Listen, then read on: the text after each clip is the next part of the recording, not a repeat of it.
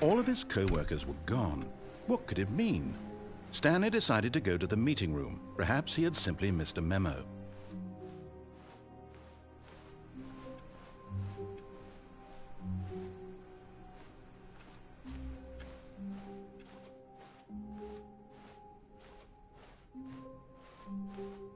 When Stanley came to a set of 2 open doors, he entered the door on his left. This was not the correct way to the meeting room, and Stanley knew it perfectly well. Perhaps he wanted to stop by the employee lounge first, just to admire it.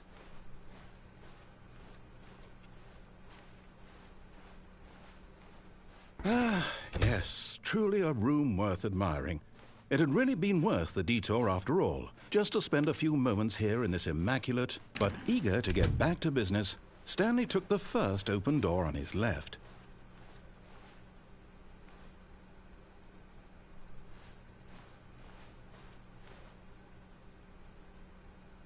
Stanley was so bad at following directions, it's incredible he wasn't fired years ago.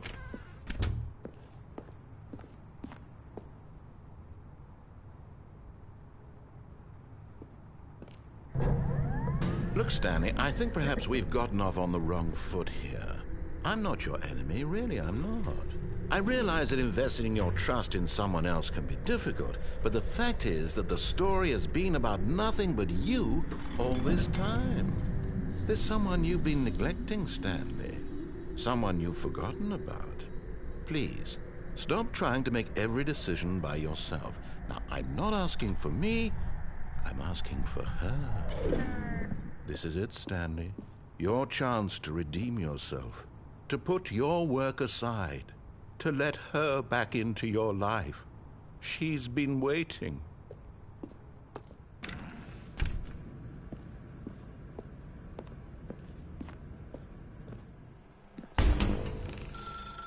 That's her, Stanley. You need to be the one to do this, to reach out to her. If you can truly place your faith in another, then pick up the phone.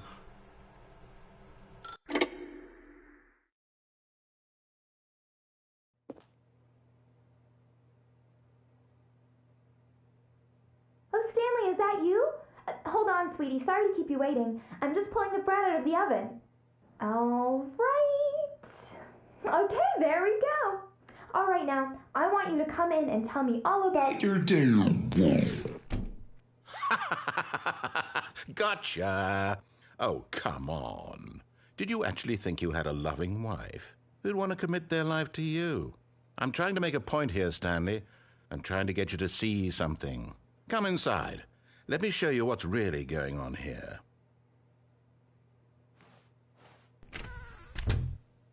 This is a very sad story about the death of a man named Stanley.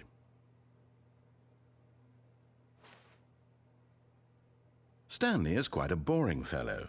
He has a job that demands nothing of him, and every button that he pushes is a reminder of the inconsequential nature of his existence. Look at him there, pushing buttons, doing exactly what he's told to do. Now he's pushing a button. Now he's eating lunch. Now he's going home.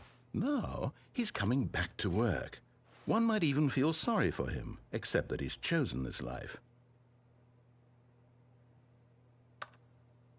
But in his mind, in his mind he can go on fantastic adventures. From behind his desk, Stanley dreamed of wild expeditions into the unknown, fantastic discoveries of new lands. It was wonderful, and each day that he returned to work was a reminder that none of it would ever happen to him. And so he began to fantasize about his own job. First, he imagined that one day while at work, he stepped up from his desk to realize that all of his co-workers, his boss, everyone in the building had suddenly vanished off the face of the earth. The thought excited him terribly.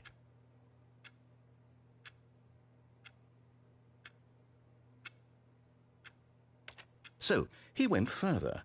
He imagined that he came to 2 open doors and that he could go through either. At last, choice. It barely even mattered what lay behind each door. The mere thought that his decisions would mean something was almost too wonderful to behold. As he wandered through this fantasy world, he began to fill it with many possible paths and destinations.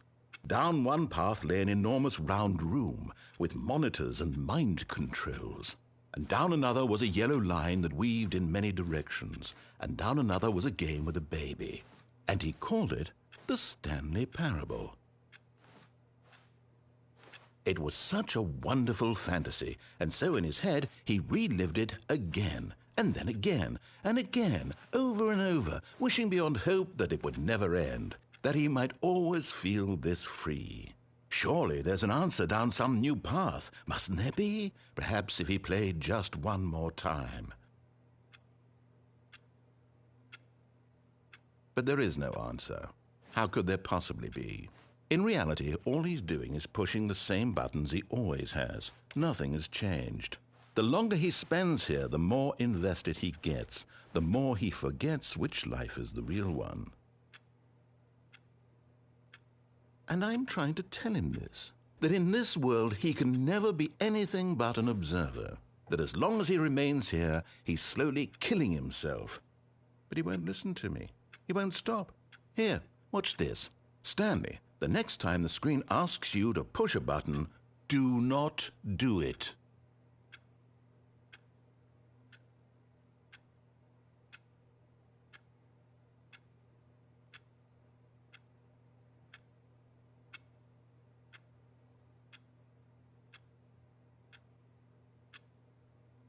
You see? Can he just not hear me? How can I tell him in a way that he'll understand that every second he remains here, he's electing to kill himself? How can I get him to see what I see? How can I make him look at himself? I suppose I can't, not in the way I want him to. But I don't make the rules. I simply play to my intended purpose, the same as Stanley. We're not so different, I suppose. I'll try once more to convey all this to him. I'm compelled to. I must. Perhaps, well, maybe this time he'll see. Maybe this time. And I tried again, and Stanley pushed a button. And I tried again, and Stanley pushed a button. And I tried.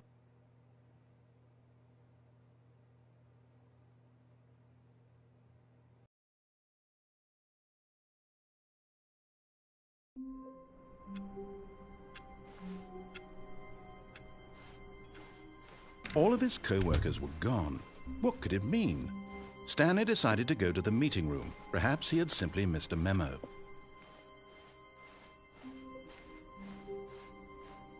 When Stanley came to a set of 2 open doors, he entered the door on his left.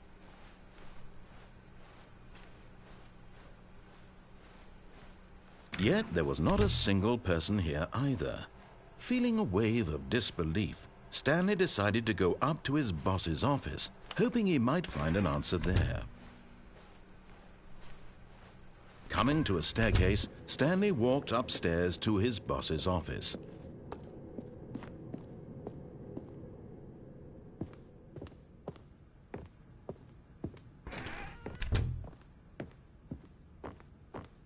Stepping into his manager's office, Stanley was once again stunned to discover not an indication of any human life. Shocked, unraveled, Stanley wondered in disbelief who orchestrated this. What dark secret was being held from him? What he could not have known was that the keypad behind the boss's desk guarded the terrible truth that his boss had been keeping from him. And so the boss had assigned it an extra secret PIN number, 2845. But of course, Stanley couldn't possibly have known this.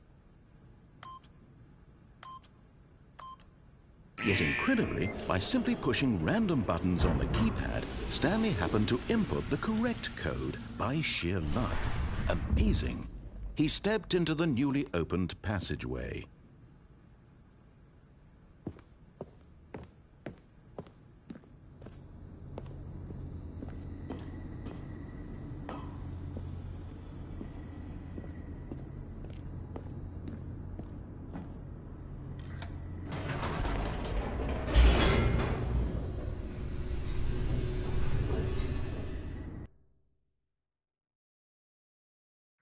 Descending deeper into the building, Stanley realized he felt a bit peculiar. It was a stirring of emotion in his chest, as though he felt more free to think for himself, to question the nature of his job. Why did he feel this now, when for years it had never occurred to him? This question would not go unanswered for long. Stanley walked straight ahead through the large door that read Mind Control Facility.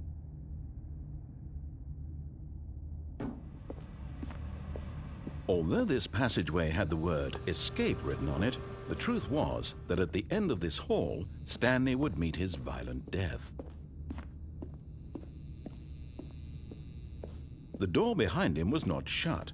Stanley still had every opportunity to turn around and get back on track. At this point, Stanley was making a conscious, concerted effort to walk forward and willingly confront his death.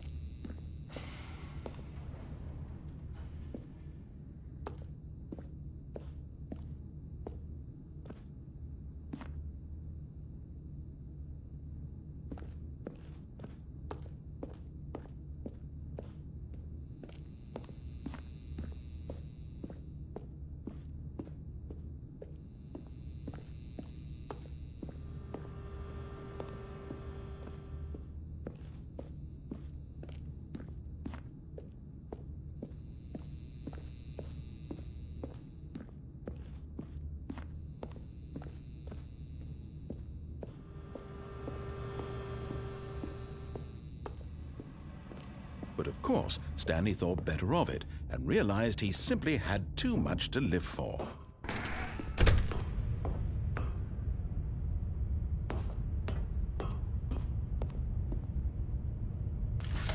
The lights rose on an enormous room packed with television screens. What horrible secret did this place hold? Stanley thought to himself. Did he have the strength to find out?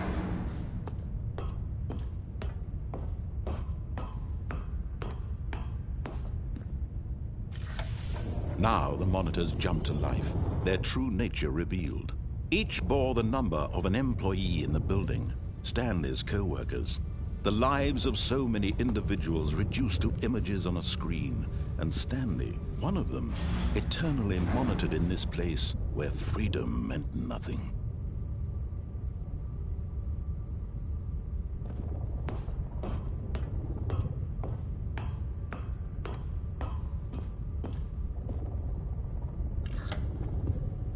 This mind control facility, it was too horrible to believe. It couldn't be true. Had Stanley really been under someone's control all this time? Was this the only reason he was happy with his boring job? That his emotions had been manipulated to accept it blindly? No, he refused to believe it. He couldn't accept it. His own life in someone else's control? Never! It was unthinkable. Wasn't it? Was it even possible? Had he truly spent his entire life utterly blind to the world?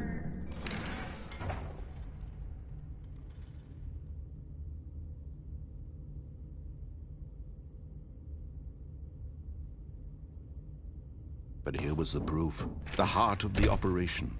Controls labeled with emotions. Happy, or sad, or content. Walking, eating, working, all of it monitored and commanded from this very place. And as the cold reality of his past began to sink in, Stanley decided that this machinery would never again exert its terrible power over another human life. For he would dismantle the controls once and for all.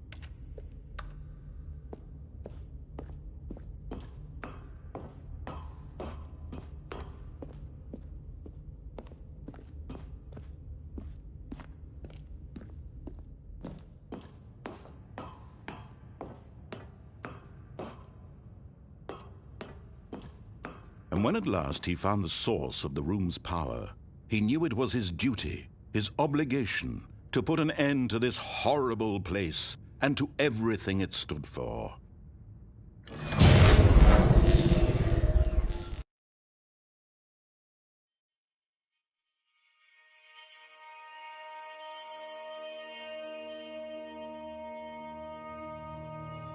Blackness and a rising chill of uncertainty. Was it over? Yes! He had won!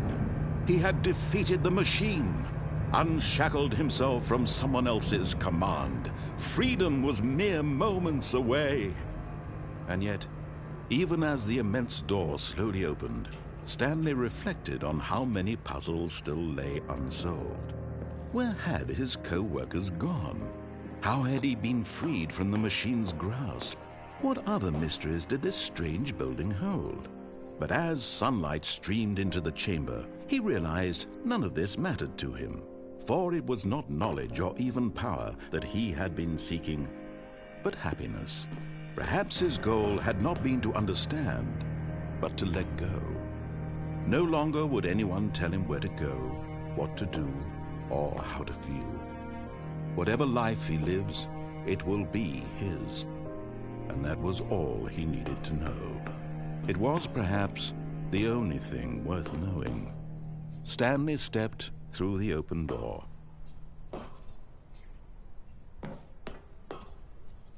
Stanley felt the cool breeze upon his skin, the feeling of liberation, the immense possibility of the new path before him. This was exactly the way, right now, that things were meant to happen. And Stanley was happy.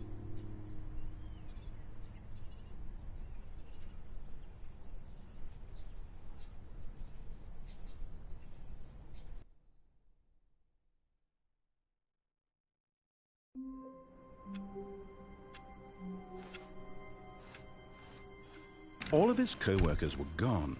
What could it mean? Stanley decided to go to the meeting room. Perhaps he had simply missed a memo.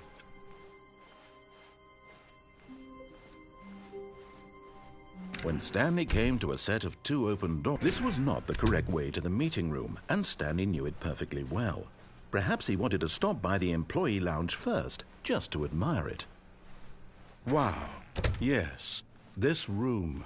But eager to get back to business, Stanley took the first open door on his left.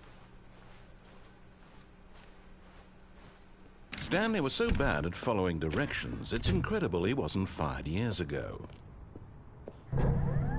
Look, Stanley, I think perhaps we've gotten off on the wrong foot here. I'm not your enemy, really, I'm not. I realize that investing your trust in someone else can be difficult, but in his eagerness to prove that he is in control of the story and no one gets to tell him what to do, Stanley leapt from the platform and plunged to his death. Good job, Stanley. Everyone thinks you are very powerful.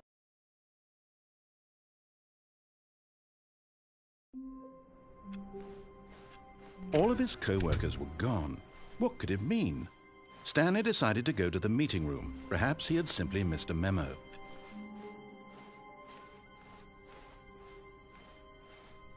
When Stanley came to a set of 2 open doors, he entered the door on his left.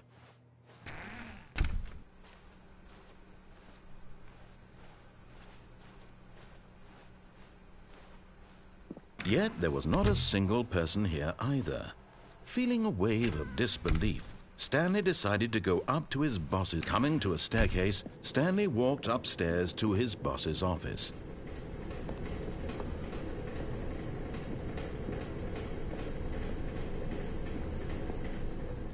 But Stanley just couldn't do it. He considered the possibility of facing his boss. Admitting he had left his post during work hours, he might be fired for that. And in such a competitive economy, why had he taken that risk? All because he believed everyone had vanished? His boss would think he was crazy. And then something occurred to Stanley. Maybe, he thought to himself, maybe I am crazy. All of my co-workers blinking mysteriously out of existence in a single moment for no reason at all? None of it made any logical sense. And as Stanley pondered this, he began to make other strange observations. For example, why couldn't he see his feet when he looked down? Why did doors close automatically behind him wherever he went? And for that matter, these rooms were starting to look pretty familiar. Were they simply repeating? No, Stanley said to himself, this is all too strange. This can't be real. And at last, he came to the conclusion that had been on the tip of his tongue. He just hadn't found the words for it. "I'm dreaming!" he yelled. "This is all a dream." Oh, what a relief Stanley felt to have finally found an answer, an explanation. His co-workers weren't actually gone. He wasn't going to lose his job. He wasn't crazy after all. And he thought to himself, I suppose I'll wake up soon. I'll have to go back to my boring real-life job pushing buttons. I may as well enjoy this while I'm still lucid. So he imagined himself flying and began to gently float above the ground. Then he imagined himself soaring through space on a magical starfield, and it too appeared. It was so much fun, and Stanley marveled that he had still not woken up. How was he remaining so lucid? And then perhaps the strangest question of them all entered Stanley's head. One he was amazed he hadn't asked himself sooner. Why is there a voice in my head dictating everything that I'm doing and thinking? Now the voice was describing itself being considered by Stanley, who found it particularly strange. I'm dreaming about a voice describing me, thinking about how it's describing my thoughts, he thought. And while he thought it all very odd and wondered if this voice spoke to all people in their dreams, the truth was that, of course, this was not a dream. How could it be? Was Stanley simply deceiving himself, believing that if he's asleep, he doesn't have to take responsibility for himself? Stanley is as awake right now as he's ever been in his life. Now, hearing the voice speak these words was quite a shock to Stanley. After all, he knew for certain, beyond a doubt, that this was in fact a dream. Did the voice not see him float and make the magical stars just a moment ago? How else would the voice explain all that? This voice was a part of himself too. Surely, if he could just... He would prove it. He would prove that he was in control, that this was a dream. So he closed his eyes gently, and he invited himself to wake up. He felt the cool weight of the blanket on his skin, the press of the mattress on his back, the fresh air of a world outside this one. Let me wake up, he thought to himself. I'm through with this dream. I wish it to be over. Let me go back to my job. Let me continue pushing the buttons. Please, it's all I want. I want my apartment and my wife and my job. All I want is my life exactly the way it's always been. My life is normal. I am normal. Everything will be fine. I am okay.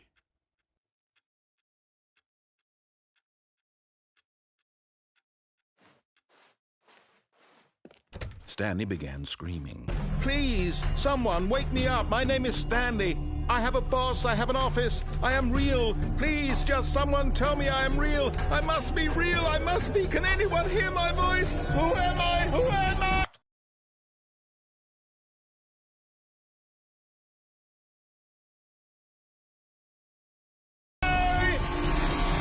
And everything went black.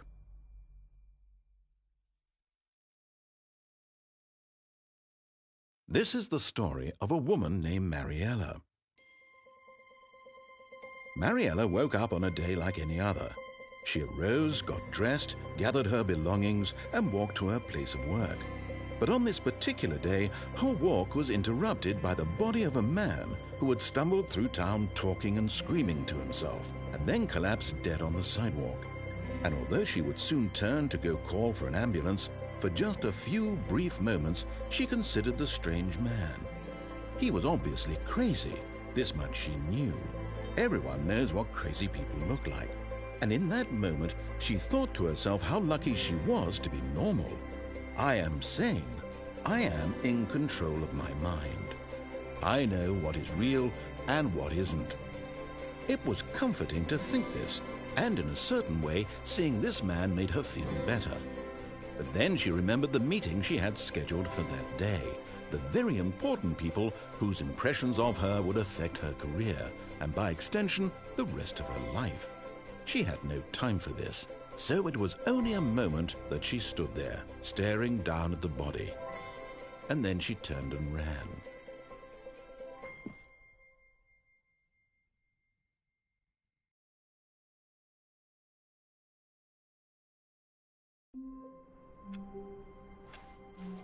Already this was uncomfortable, and Stanley decided that as soon as he found a new space he felt safe in, that he would never leave it again in his life. When Stanley came to a set of 2 open doors, he entered the door on his left.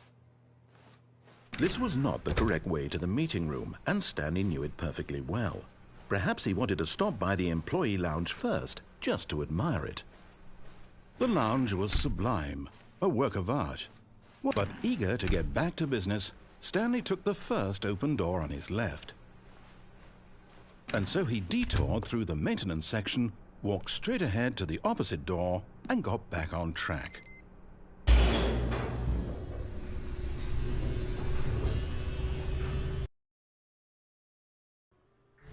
But Stanley didn't want to go back to the office. He wanted to wander about and get even further off track. So now in order to get back, he needed to go, from here it's, left. Oh, no, it's to the right, my mistake. No, not the right. Why would I have ever said it was to the right? What was I thinking? It's clearly...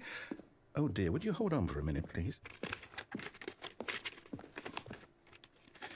Now, let's see. We went down right, left, down, left, right. Yep, okay, yes. I've got it now. This story is absolutely, definitely this way.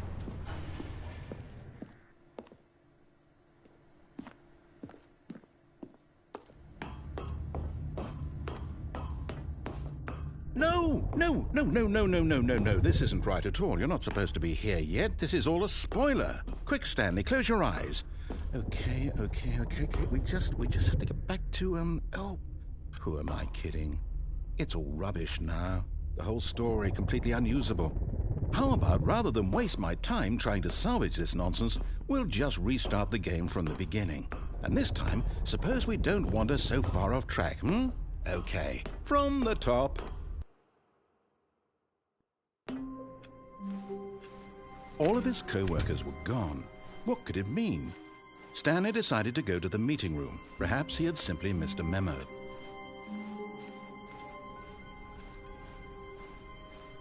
When Stanley... Wait, what? No, I restarted. I swear I definitely restarted the game over, completely fresh. Everything should be... Oh, did something change? Stanley, did you change anything when we were back in that room with all the monitors? Did you move the story somewhere or... Hold on. Why am I asking you? I'm the one who wrote the story. It was right here just a minute ago. I know for sure that it's here somewhere. Okay, then. It's an adventure. Come, Stanley. Let's find the story.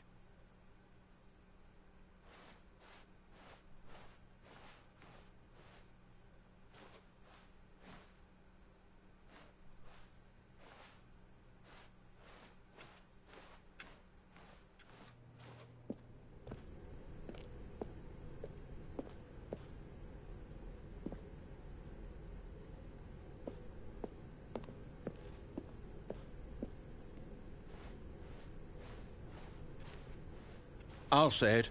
This is the worst adventure I've ever been on. I can promise you there definitely was a story here before. Do we need to restart the game again? Well, I find it unlikely that we'll ever progress by starting over and over again, but it's got to be better than this. Okay, let's give it a shot. Why not?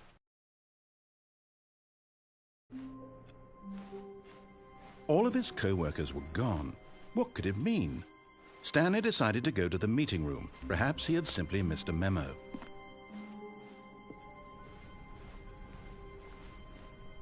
Okay, yep, it's worse. I might be remembering this wrong. It's possible the story is back where we just came from. Why don't we go back the other direction and see if we missed anything?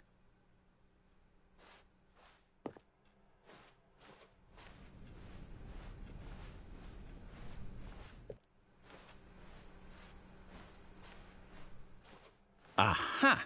I knew we'd missed something. The story. Here it comes. No, wait, never mind. Not the story. Okay, let's head back the other way and retrace our steps.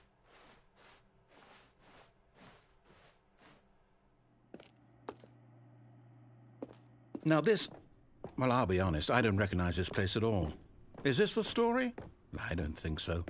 I can't quite recall, but I believe my story took place in an office building. Is that correct? Do you remember, Stanley? Well, do you know what? Since I've completely forgotten what we were supposed to be doing, how about this?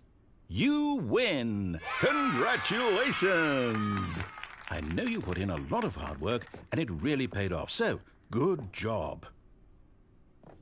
Oh, no. No, I don't feel right about this at all. We both know you didn't put in any actual work for that win. Some people win fair and square, and this was not one of those situations.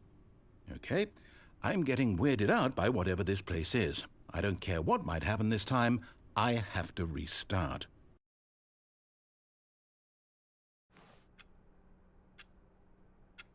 All right, I've got a solution. This time, to make sure we don't get lost, I've employed the help of the Stanley Parable Adventure Line. Just follow the line. How simple is that?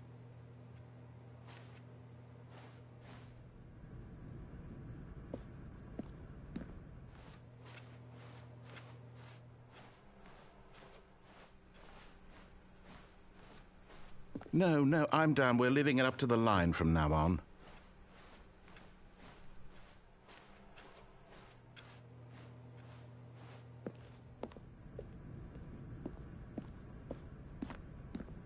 You see? The line knows where the story is. It's over in this direction. Onward, Stanley, to destiny. Though, here's a thought.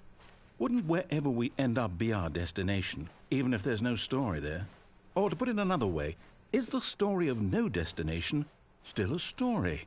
Simply by the act of moving forward, are we implying a journey such that a destination is inevitably conjured into being via the very manifestation of the nature of life itself? Okay, Stanley, I need to follow this train of thought for a minute. Just stick with me. Now, we can both agree that the nature of existence is in fact a byproduct of one's subjective experience of that existence, right?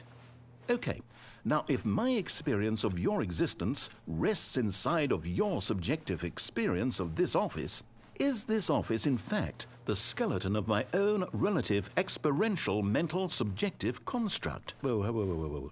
Hang on. That got a bit weird back there. Well, I'd like to apologize. Not sure where I was going with all that. You know what?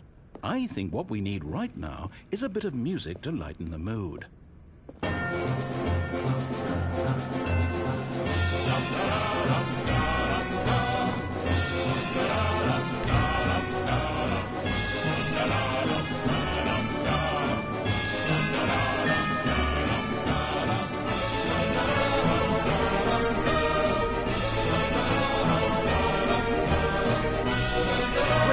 Cut the music, go back and look at that fern.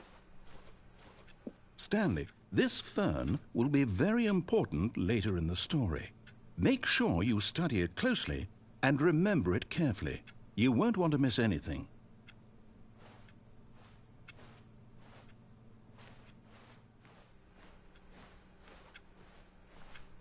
Wait, what?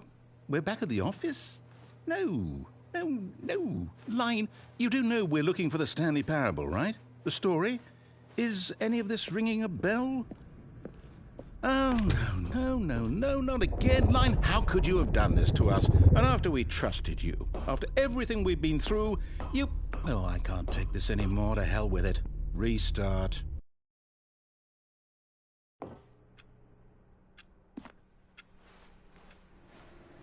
You know what, Stanley? I say forget the adventure line. What's it ever done for us? We're intelligent people, right? Why can't we make up our own story? Something exciting, daring, mysterious. Ooh, this all sounds perfectly doable. Why don't we simply start wandering in, well, I don't know. How about this direction? Now, yes, this is exciting. Just me and Stanley forging a new path, a new story. Well, it could be anything. What do you want our story to be? Go wild. Use your imagination. Whatever it might be, Stanley, I'm ready for it.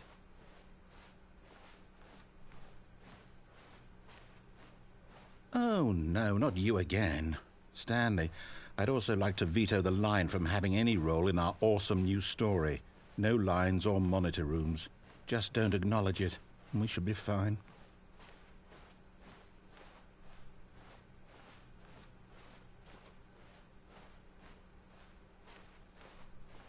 Ah, a choice. We get to make a decision. From here, the story is in our control. How important we mustn't squander the opportunity. In fact, I believe I need a minute to think here. Just walk in circles for a minute. Okay, so I know that each door has to lead somewhere, which means that somewhere, the place where we're trying to go, there must be a reverse door that leads here. And that in turn means that our destination corresponds with the counter-inverted reverse door's origin. So starting from the right, let us ask, will taking the right door lead us to where we're going? And since the answer is clearly yes, then by all accounts, the door on the right is the correct one. Another victory for logic. Come, Stanley, our destiny awaits.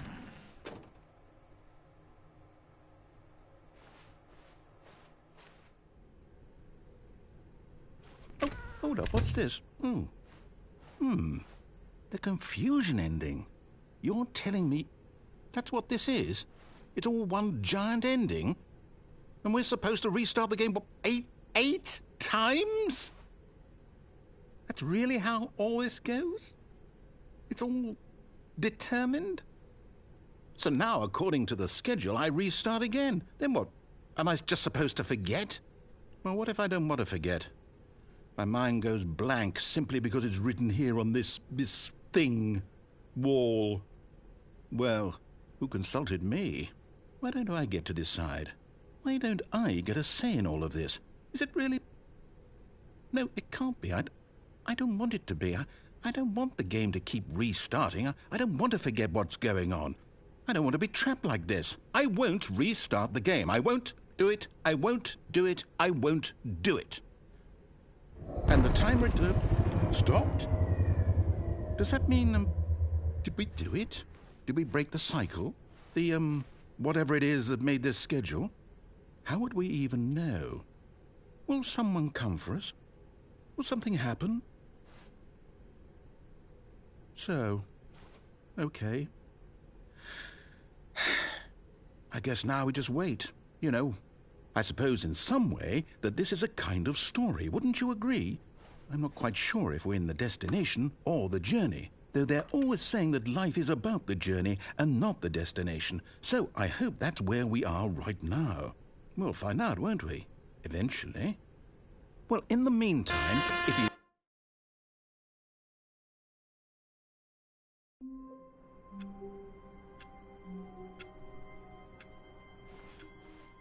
How wonderful. Stanley was alone. Finally. This is great, he thought to himself. This is what I've wanted all along. I got what I wanted. When Stanley came to a set of 2 open doors, he entered the door on his left.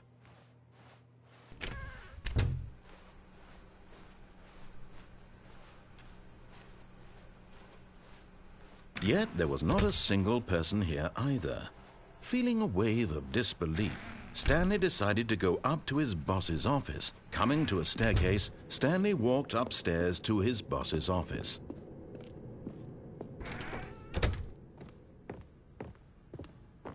Stepping into his manager's office, Stanley was once again stunned to discover not an indication of any human life. What could it mean? Stanley wondered aloud to nobody. He began wildly tearing through papers on the boss's desk. pulling books off the shelf, looking behind paintings, desperate for clues to his situation. But his attention was caught by a keypad behind the boss's desk. What could its purpose be? In fact, this keypad guarded the terrible secret that lay buried below his feet. And so the boss had assigned it an extra secret PIN number, 2845. But of course, Stanley couldn't possibly have known this. Yet incredibly, by simply pushing random buttons on the keypad, Stanley happened to input the correct code by sheer luck. Amazing! He stepped into the newly opened passageway.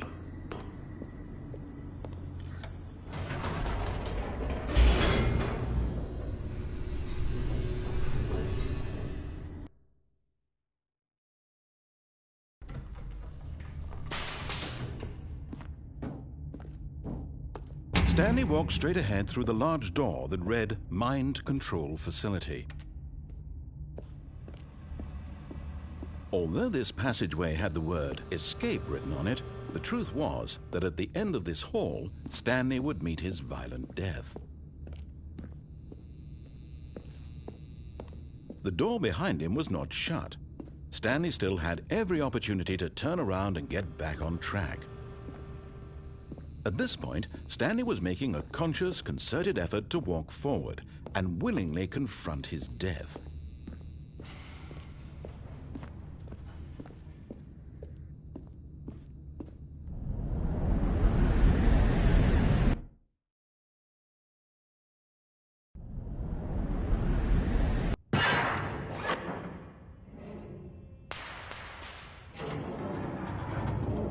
As the machine whirred into motion and Stanley was inched closer and closer to his demise, he reflected that his life had been of no consequence whatsoever.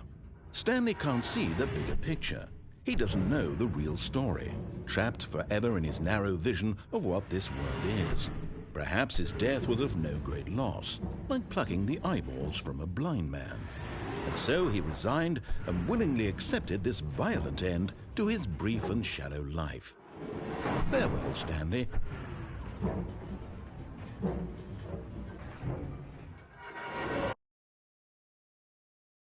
"Farewell, Stanley," cried the narrator, as Stanley was led helplessly into the enormous metal jaws. In a single visceral instant, Stanley was obliterated as the machine crushed every bone in his body, killing him instantly.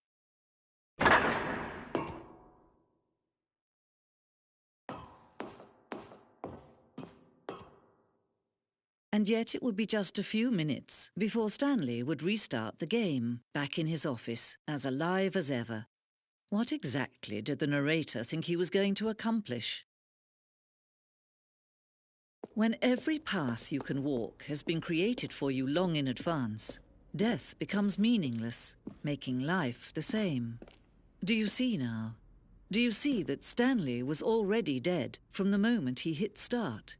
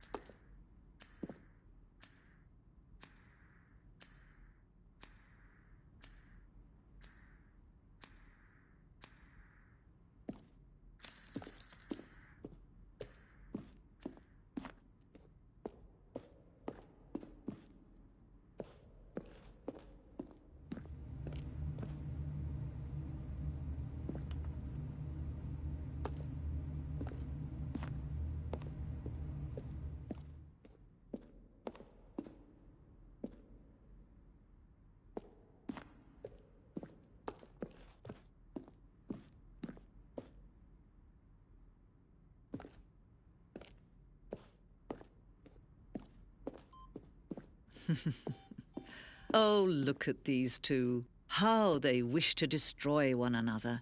How they wish to control one another. How they both wish to be free. Can you see? Can you see how much they need one another? No, perhaps not. Sometimes these things cannot be seen. But listen to me. You can still save these two. You can stop the program before they both fail. Turn off your PlayStation. There's no other way to beat this game. As long as you move forward, you'll be walking someone else's path. Stop now and it'll be your only true choice.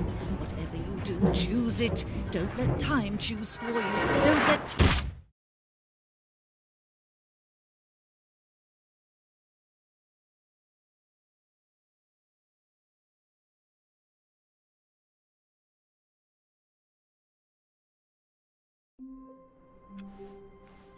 All of his co-workers were gone.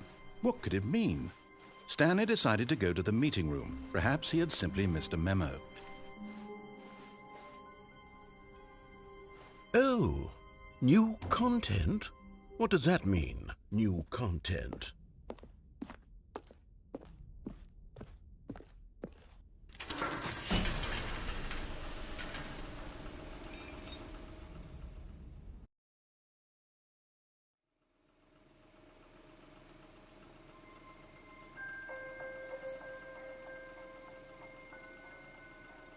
Hello, and thank you for playing the Stanley Parable Ultra Deluxe. As you may know, the Stanley Parable was a video game released in 2013 on home computers.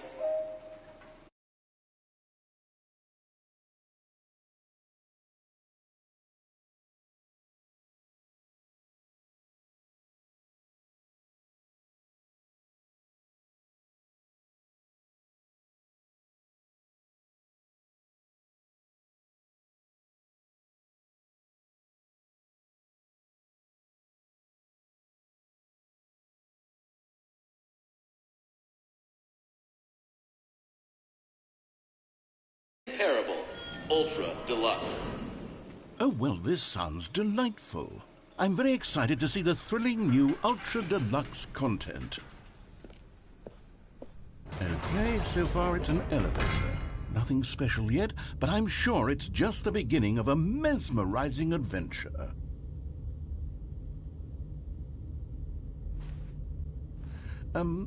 Is it broken? What's going on here? Should we be moving somewhere or... Oh, there we go. All right, finally, at long last, it's on to the new content. I've never been more ready. Let's do it.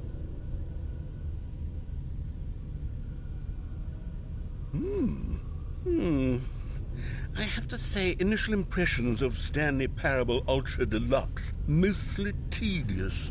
It's as if, Oh, okay. Let's see the content. Give me the content, Stanley.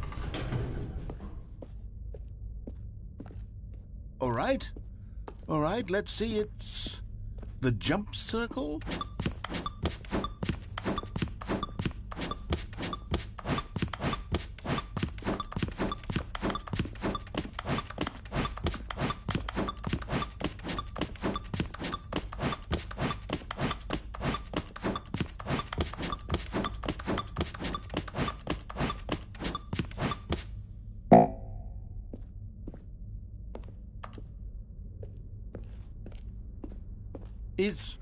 Is that it?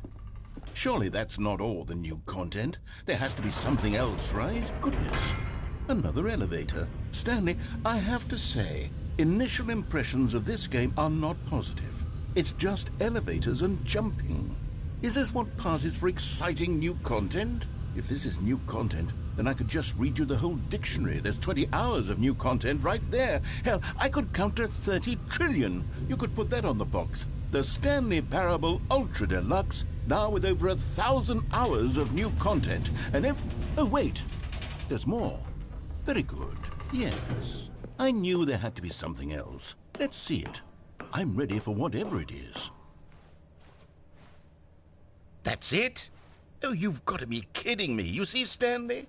This is what happens when greedy video game developers with no respect for their fan base rush a cheap expansion to market for no reason other than to make an easy dollar. And don't get me started on the level of craftsmanship that's gone into it. In fact, I'm looking right now at the game's trophies, and it's hard to believe one of them actually says, "Test trophy, please ignore." What quality assurance department signed off on this? I'm infuriated and I'm offended, and I intend to find these people on Twitter and hold them personally accountable. It's my fault, Stanley. I built up too much anticipation around the new content, I'm afraid. It could never have lived up to such expectations. If you're still with me, why don't we just reset the game, and we'll try to get back to what the Stanley Parable is really about. No frills, no gimmicks, just you and me having a great time together like always. What do you say, friend?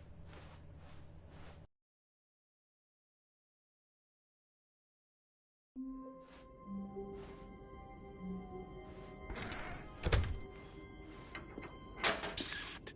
Stanley! Come over here! In the vent! I want to show you something!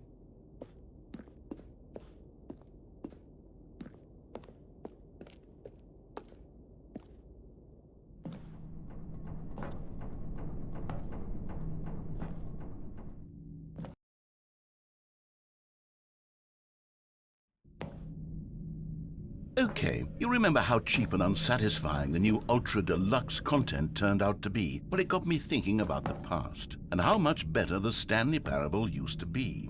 So I made something special and tucked it away here where the game's developers won't find it. Just our little secret. Take a look. I call it the Memory Zone. It's where I've been storing all my favorite memories so I can relive the peak experiences of my life whenever I want. Experiences like the launch of the Stanley Parable on PC. You see, Stanley, doesn't the Memory Zone remind you of how wonderful Stanley Parable was before it was sullied with a cheap PlayStation port? Remember back in October of 2013 when the game originally launched?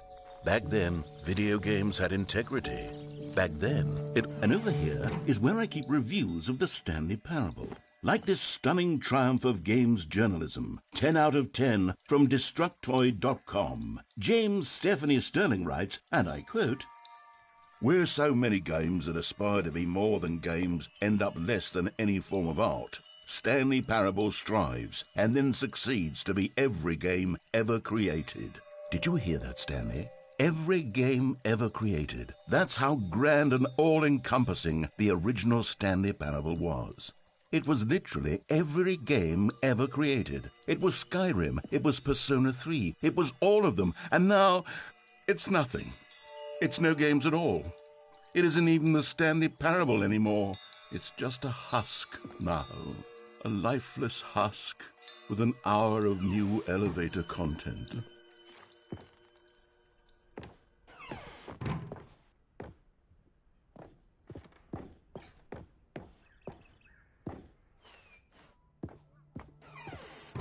Here's another moving passage, this time from GameSpot.com.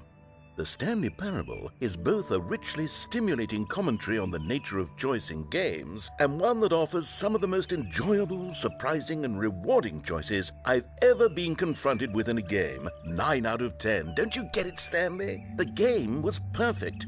It didn't need anything else. It didn't need new content. All they had to do was transport it in pristine condition along to the PlayStation, boom, done. And they couldn't even do that. Couldn't resist the urge to go meddling with a beloved franchise.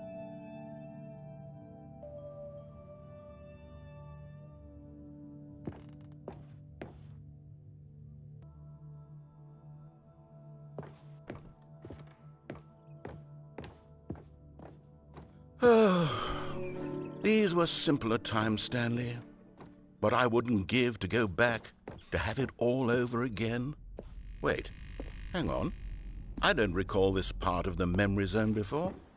What's this? What's down here? Oh no, oh God, no, Stanley. It's a collection of reviews from Pressurized Gas, the extremely popular online storefront for computer games. I haven't looked at these in years. I can't even imagine what's been collecting down here. Surely these reviews were glowing as well, weren't they? Honestly, I could not be bothered to play this game to full completion. The narrator is obnoxious and unfunny, with his humor and dialogue proving to be more irritating than entertaining. Unfunny? I'm not trying to be funny. I'm trying to make a serious work of art. I suppose I could write up a handful of gags to insert into the Stanley Parable, but the game is already such a densely layered web of profound philosophical insights that I can't even imagine where I'd have the room to stick them. Okay, let's see what this one says. While the idea for the game is good, for someone who prefers non-linear games, this preachiness gets annoying fast. Preachy? Stanley, I'm not preachy, am I? You can tell me if I'm preachy. Honestly, you can. Oh, goodness. This is actually quite shocking for me. Well, to be honest, I had always thought of the game's dialogue as being rather terse to begin with. You can't know how much fluff I cut from the game to get it to feel as light and airy as it... Well, I always thought it did. But maybe it wasn't. Oh, dear. What an awful memory to have to hold on to. These black marks on my otherwise unimpeachable track record. I feel like a failure. Like I let these people down. Perhaps the Stanley Parable isn't quite as sterling as I... What's this one got to say? You constantly have to stop doing anything so the narrator can catch up with his long-winded explanations of what's happening. I wish there was a skip button. A skip button? Well, yes. Yes, I think we can do that. If I'm truly too preachy, then maybe letting you skip ahead for just a moment, surely it couldn't hurt. Not if it means we can strike these negative reviews from the record. Only positive reviews of the Stanley Parable. That's my motto today, and it's always been my motto. I'd do anything for the customer, Stanley. Yes, a skip button we shall have. And here it is. Go ahead and give it a shot. I'll pop you forward in time so that the second my incessant droning starts to bore you, with just the push of a button, you'll have Oh, you're back, you see. You were only frozen in time for a few minutes, but it was plenty of time for me to deliver a long, rambling monologue full of unnecessary... Well, there, sport. You really did catch me rambling on a bit, didn't you? But that's the power of the button. The minute I start to go off on a thoughtless display of self-absorption, it's... Okay, welcome back, Stanley. Now, I should say that the amount of time the button has been skipping through is becoming longer and longer. That last one was, well, I want to say maybe 30, 45 minutes? It's not unendurable by any means, but it's, well, there's really only so much I can ramble on to myself about. Stanley, please don't push the button again. It's been 12 hours. You've just been frozen there. I don't know why the skips are getting longer, but they're really, truly getting longer, and my God, there's no way out of the room. Oh, Stanley, you're back. You're back. Oh, my goodness. I have someone to talk to again. Stanley, I think it's been a week. Or 2 weeks. I've been sitting here all that time. Just sitting here. Not a single person to speak with. And you'd think that that's just how it's always been, right? Me talking... and you saying nothing. Would you think that it's exactly the same? Oh, hello. It's you. You're here again. Welcome. I have had time to think about you and about us and about everything we've been through. I've had so much time.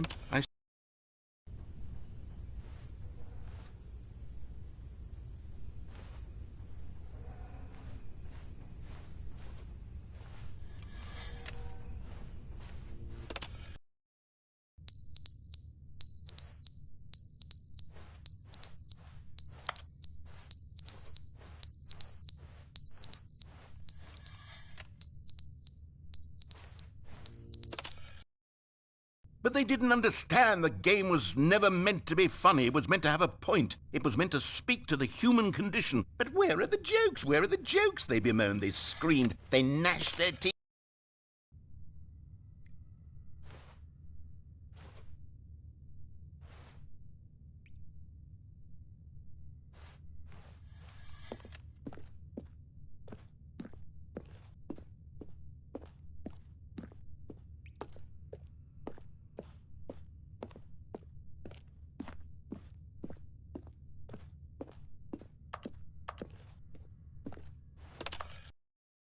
end, is never the end, is never the end, is never the end, is never the end, is never the end, is never the end, is never the end, is never the end, is never the end, is never the end.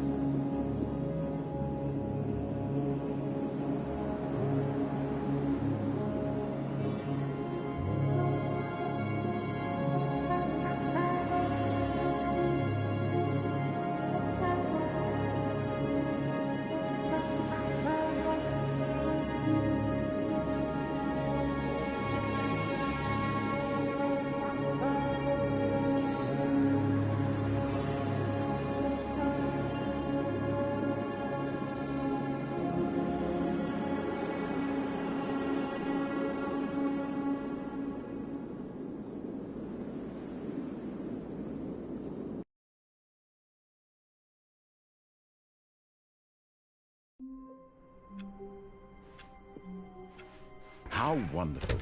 Stanley was alone. Finally.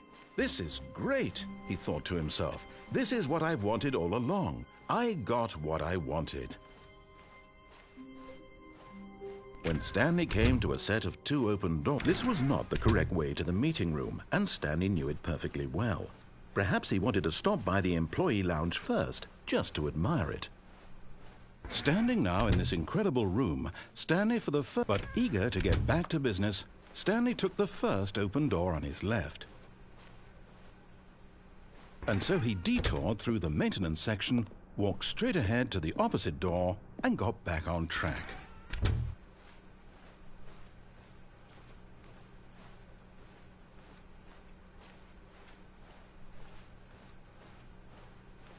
Yet there was not a single person here either.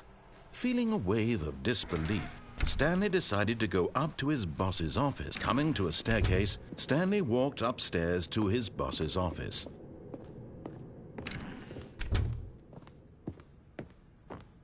The moment he entered his manager's office, Stanley froze in his tracks. Not a living soul anywhere. Could he really be all alone? This was too much for Stanley to take, too much for any man to take. He fell to his knees, bursting into half moans, half sobs, the guttural retching of life from a man denied any hope, any reason to keep going. Here on the floor he lay prone, paralyzed by fear for nearly a full hour. But when at last he began to move about and survey the situation, he found a keypad behind the boss's desk. What could it mean? Was it a sign of hope for Stanley's future? Alas, it was not. For although this keypad guarded the terrible secret of Stanley's past, Stanley was in such a rush to get through the story as quickly as possible, he didn't even have a single minute to just let the narrator talk. That kind of anxiety isn't healthy, so he relaxed for a few moments with some calming New Age music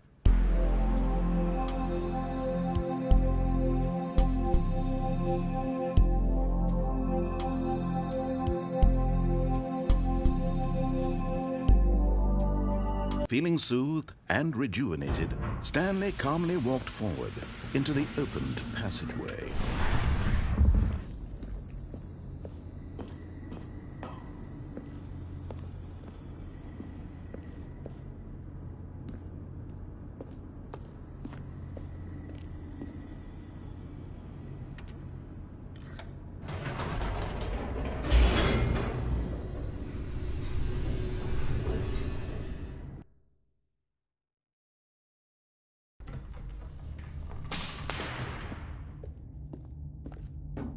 Stanley walked straight ahead through the large door that read Mind Control Facility.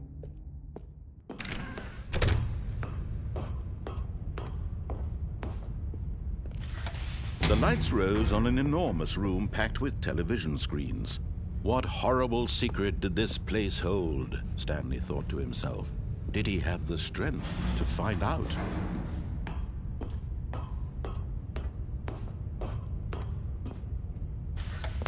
Now the monitors jumped to life, their true nature revealed. Each bore the number of an employee in the building, Stanley's co-workers. The lives of so many individuals reduced to images on a screen, and Stanley, one of them, eternally monitored in this place where freedom meant nothing.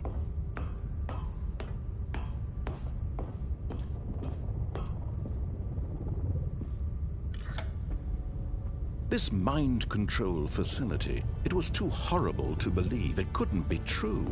Had Stanley really been under someone's control all this time? Was this the only reason he was happy with his boring job? That his emotions had been manipulated to accept it blindly? No, he refused to believe it. He couldn't accept it. His own life in someone else's control? Never! It was unthinkable, wasn't it? Was it even possible? Had he truly spent his entire life utterly blind to the world? But here was the proof, the heart of the operation. Controls labeled with emotions, happy or sad or content. Walking, eating, working, all of it monitored and commanded from this very place. And as the cold reality of his past began to sink in, Stanley decided that this machinery would never again exert its terrible power over another human life. For he would dismantle the controls once and for all. Oh, Stanley, you didn't just activate the controls, did you? After they kept you enslaved all these years, you go and you try to take control of the machine for yourself. Is that what you wanted? Control? Oh, Stanley, I applaud your effort, I really do. But you need to understand, there's only so much that machine can do. You were supposed to let it go, turn the controls off, and leave. If you want to throw my story off track, you're going to have to do much better than that. I'm afraid you don't have nearly the power you think you do. For example, and I believe you'll find this pertinent, Stanley suddenly realized he had just initiated the network's emergency detonation system. In the event that this machine is activated without proper DNA identification, nuclear detonators are said to explode, eliminating the entire complex. How long until detonation then? Let's say, 2 minutes. Ah, now this is making things a little more fun, isn't it, Stanley? It's your time to shine. You are the star. It's your story now. Shape it to your heart's desires. Oh, this is much better than what I had in mind. What a shame we have so little time left to enjoy it. Mere moments until the bomb goes off. But what precious moments each one of them is. More time to talk about you, about me, where we're going, what all this means. I barely know where to start. What's that? You'd like to know where your co-workers are? A moment of solace before you're obliterated? All right, I'm in a good mood. You're gonna die anyway. I'll tell you exactly what happened to them. I erased them. I turned off the machine. I set you free. Of course, that was merely in this instance of the story. Sometimes when I tell it, I simply let you sit there in your office forever, pushing buttons endlessly and then dying alone. Other times, I let the office sink into the ground, swallowing everyone inside, or I let it burn to a crisp. I have to say this, though, this version of events has been rather amusing. Watching you try to make sense of everything and take back the control wrested away from you, it's quite rich. I almost hate to see it go. But I'm sure whatever I come up with on the next go-around will be even better. My goodness, only 34 seconds left. But I'm enjoying this so much. You know what? To hell with it. I'm going to put some extra time on the clock. Why not? These are precious additional seconds, Stanley. Time doesn't grow on trees. Oh dear me, what's the matter, Stanley? Is it that you have no idea where you're going or what you're supposed to be doing right now? Or did you just assume when you saw that timer that something in this room was capable of turning it off? I mean, look at you.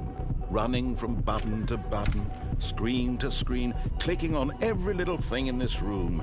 These numbered buttons, no, these colored ones. Or maybe this big red button, or this door.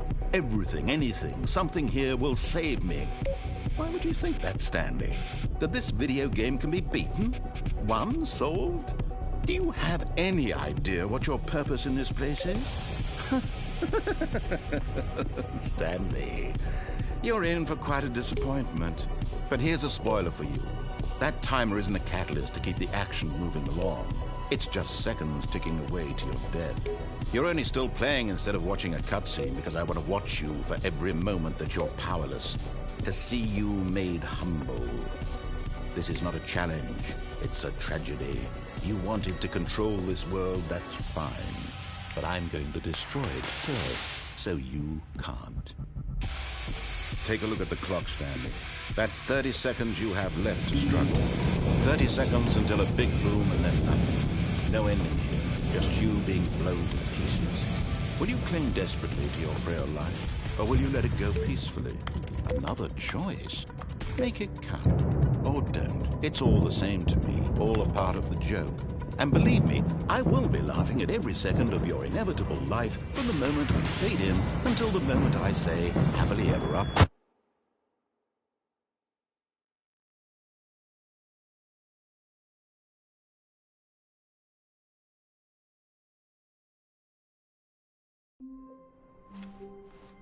How wonderful. Stanley was alone. Finally. This is great, he thought to himself. This is what I've wanted all along. I got what I wanted. When Stanley came to a set of 2 open doors, he entered. This was not the correct way to the meeting room, and Stanley knew it perfectly well. Perhaps he wanted to stop by the employee lounge first, just to admire it. Stanley felt lightheaded, butterflies in his stomach, but eager to get back to business, Stanley took the first open door on his left. Stanley was so bad at following directions, it's incredible he wasn't fired years ago. Look, Stanley, I think perhaps we've gotten off on the wrong foot here. I'm not your enemy, really, I'm not. I realize that investing your trust in someone else can be difficult, but the fact is that the story has been about nothing but you all this time. What? Really? I was in the middle of something. Do you have zero consideration for others? Are you that convinced that I want something bad to happen to you? Why, I don't know how to convince you of this, but I really do want to help you, to show you something beautiful. Look, let me prove it. Let me prove that I'm on your side. Give me a chance. Now listen carefully, this is important. Stanley walked through the red door.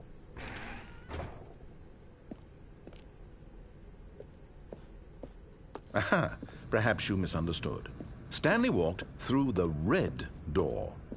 I still don't think we're communicating properly. Stanley walked... Oh, thank God you are willing to listen to me. Do you see that I really have wanted you to be happy all this time? The problem is all these choices. The 2 of us always trying to get somewhere that isn't here. Running and running and running, just the way you're doing right now. Don't you see that it's killing us, Stanley? I wanted to stop.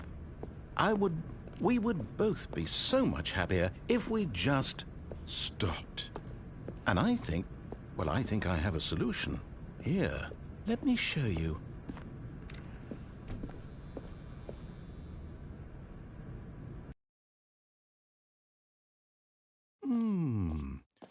do we want? What are we looking for? Here. Yes. Oh, it's beautiful, isn't it? If we just stay right here, right in this moment with this place, Stanley, I think I feel happy. I actually feel happy. No, wait. Where are you going? Oh, no. Stay away from those stairs. If you hurt yourself, if you die, the game will reset. We'll lose all of this. Please, no, Stanley, let me stay here. Don't take this from me. Please, Stanley, think about what you're doing.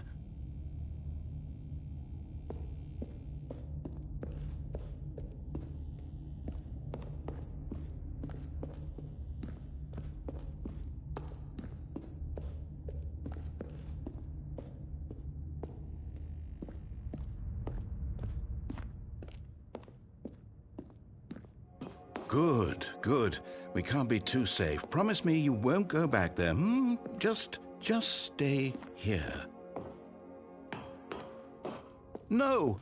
What did we talk about? You're risking everything we achieved here. You heard me before, didn't you? You will die! What about this isn't getting through to you?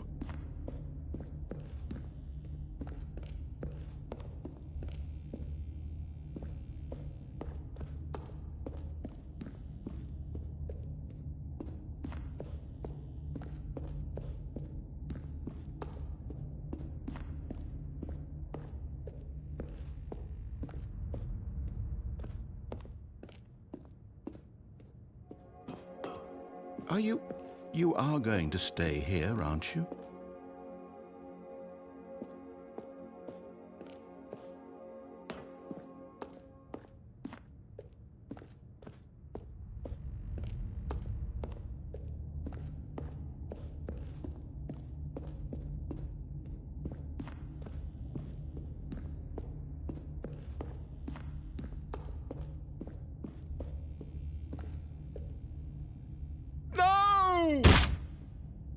Oh, thank God you lived. No, what are you doing, Stanley? Please, I'm asking you not to take this away from me. I can't go back to what I was before. If you die, we'll both go back. Why are you doing this? Stanley, let's go back to the other room. Can you do that? My God, is this really how much you dislike my game?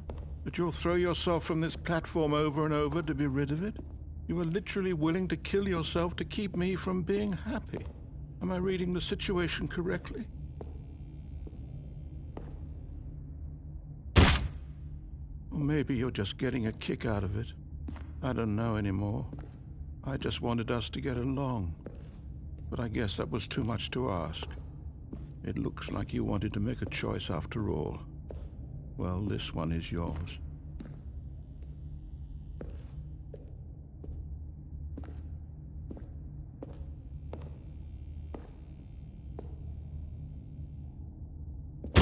Is it over? It's going to restart, isn't it? I'm going back.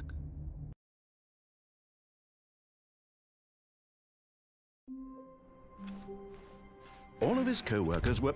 Wait, no. This isn't the right office, is it? Is this Stanley's office?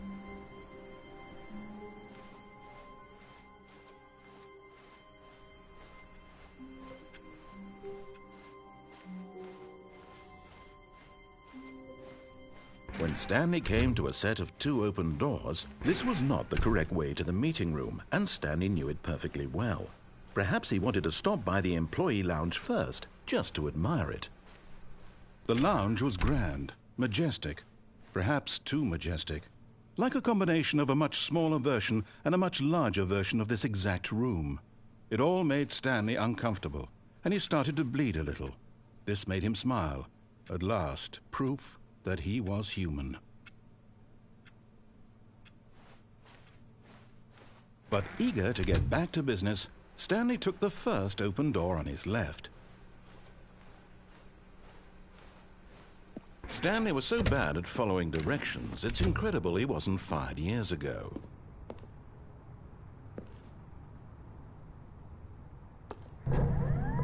Look, Stanley, I think perhaps we've gotten off on the wrong foot here. I'm not your enemy, really, I'm not. I realize that investing your trust in someone else can be difficult, but the fact is that the story has been about nothing but you all this time. There's someone you've been neglecting, Stanley. Someone you've forgotten about. Please, stop trying to make every decision by yourself.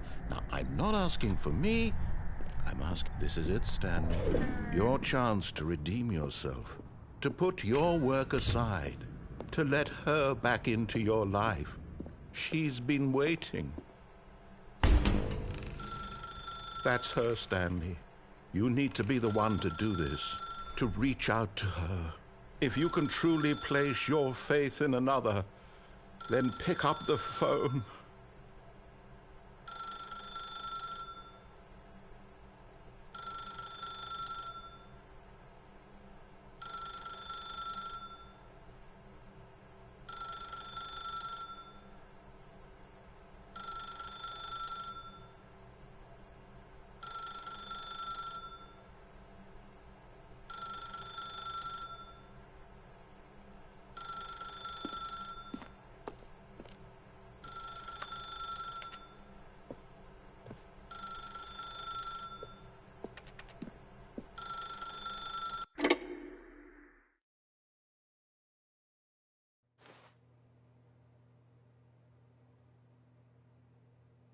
Oh, Stanley, is that you?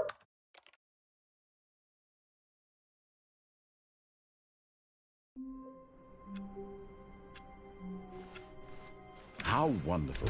Stanley was alone. Finally. This is great, he thought to himself. This is what I've wanted all along. I got what I wanted.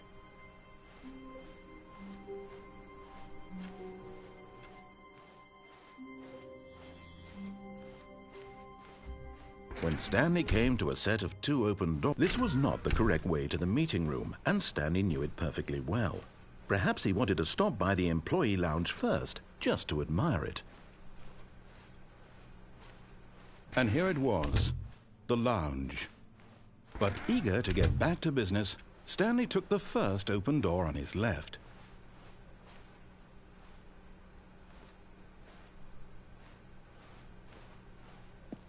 Stanley was so bad at following directions, it's incredible he wasn't fired years ago.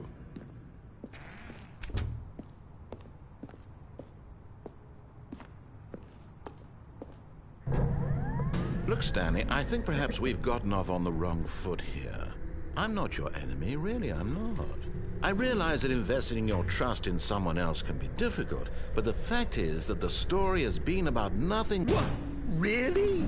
I was in the middle of something. Do you have zero consideration for others? Are you that convinced that I want something bad to happen to you? Why, I don't know how to convince you of this, but I really do want to help you, to show you something beautiful. Look, let me prove it. Let me prove that I'm on your side. Give me a chance.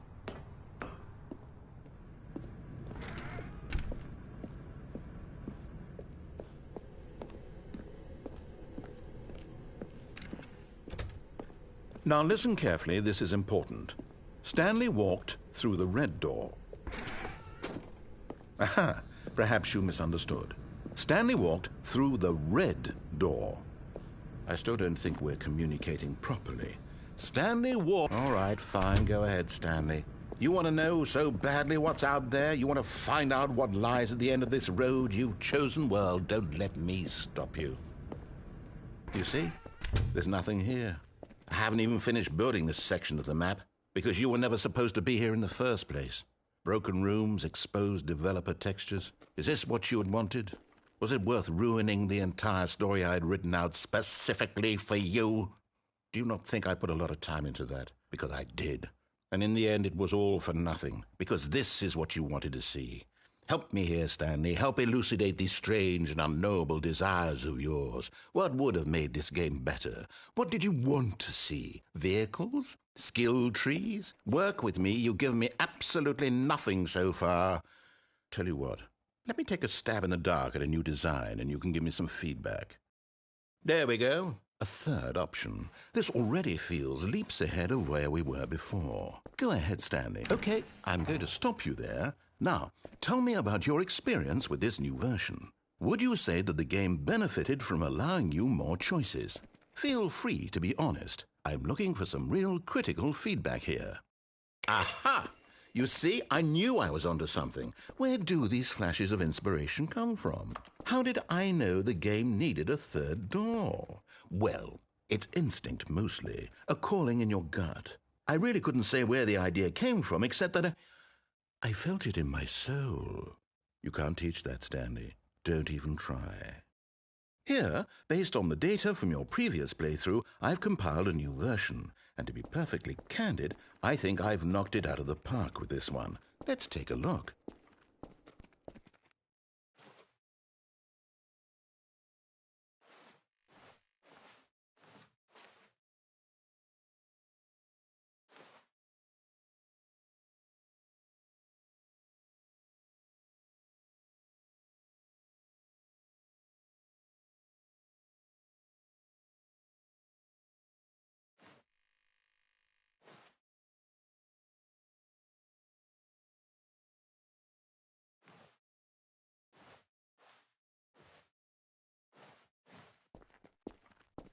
Now, would you say that competitive leaderboard helped you feel motivated to keep walking through doors? Again, honest answers, please. Hey, I nearly forgot. I've got a prototype of a new game I've been working on, and now would be a lovely opportunity to give it some playtesting. You wouldn't mind taking a look at it, would you? Perfect. Let me boot it up. In this game, the baby crawls left towards danger. You click the button to move him back to the right, and if he reaches the fire, you fail. It's a very meaningful game, all about the desperation and tedium of endlessly confronting the demands of family life. I think the art world will really take notice. But of course, the message of the game only becomes clear once you've been playing it for about 4 hours. So why don't you give it 4 hours of play to make sure it's effective? Be sure to keep notes on your experience.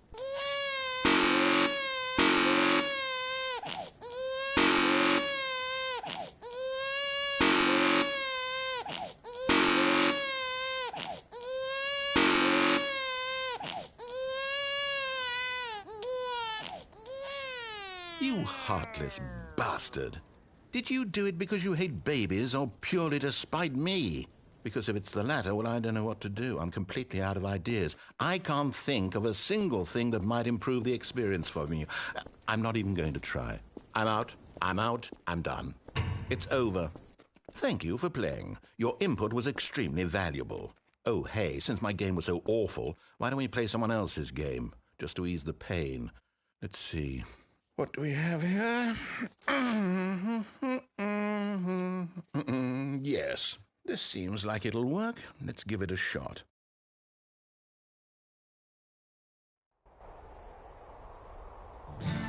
Aha! Fascinating.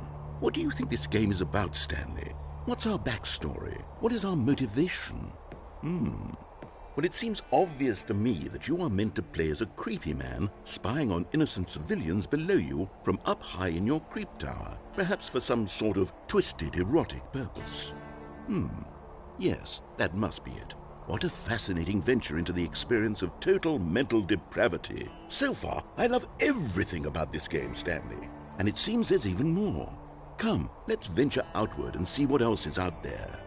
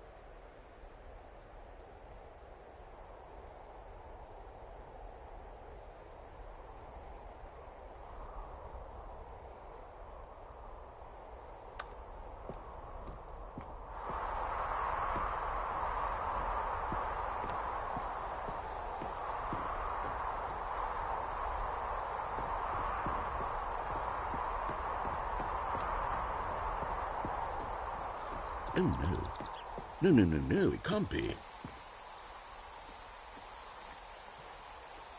It is.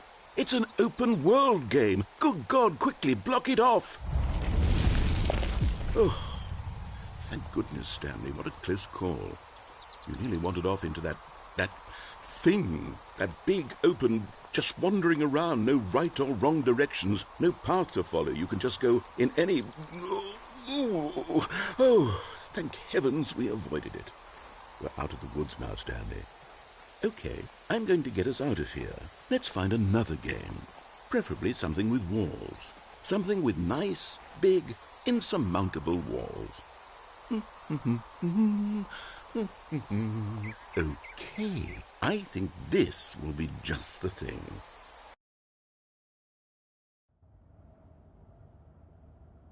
Wonderful. See, this is exactly what I had in mind. Just a nice big box for you to run around in. There isn't any possibility that you could get lost here. Now this is game design. Stanley, if you manage to get lost in this game, I will be phenomenally impressed. Okay, so what exactly do we do here? Let's see.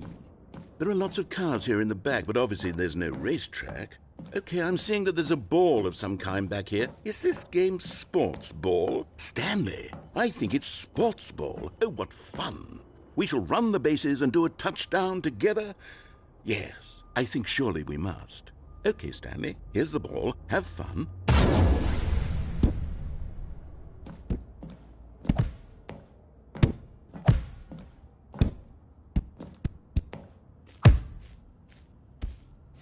Are you doing it? Are you winning? Is this fun? Is it better than my miserable little story that I worked so hard on? Stanley, I have a thought, and I realize I'm not a sportsologist, but if one ball generates a certain amount of raw adrenal pleasure, then surely multiple balls makes for an even more euphoric sports experience. I'm going to try it out. Here comes another ball. Yes! Oh goodness, that really does feel amazing, doesn't it? Stanley, I'm like a child in a confectionery shop. I simply have to have more. I'm insatiable. More balls!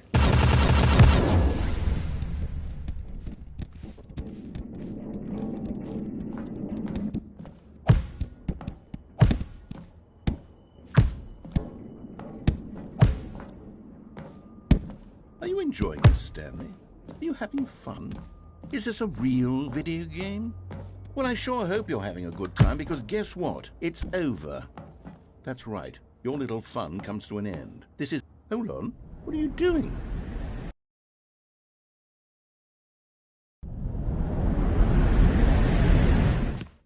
Stanley, don't do that. I can't follow you there. I can't help you.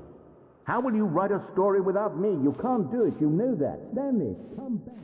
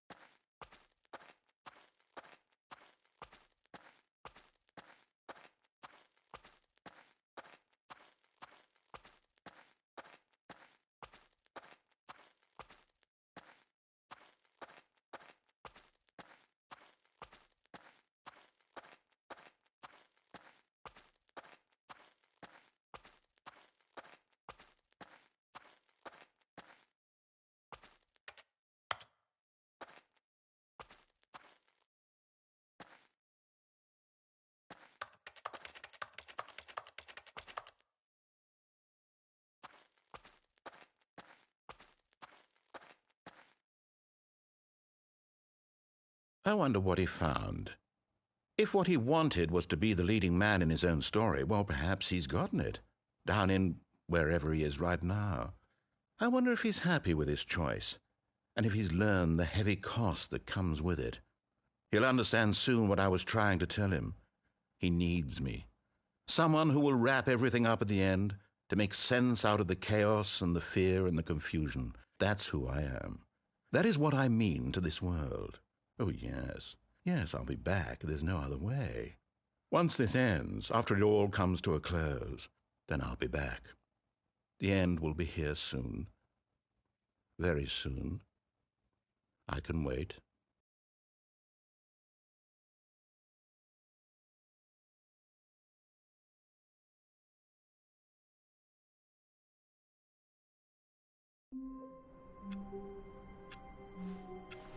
Stanley decided to go to the meeting room to check on his co-workers. He never functioned well by himself and constantly needed support and guidance from others, so the thought of total solitude was terrifying to him. When Stanley came to a set of 2 open doors, he entered the door on his left.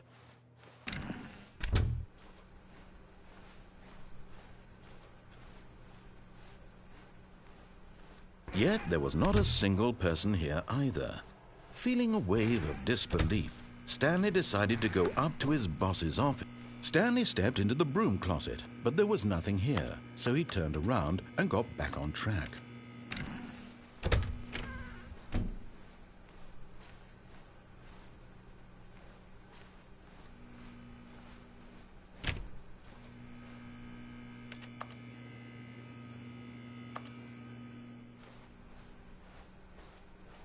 Coming to a staircase, Stanley walked upstairs to his boss's office.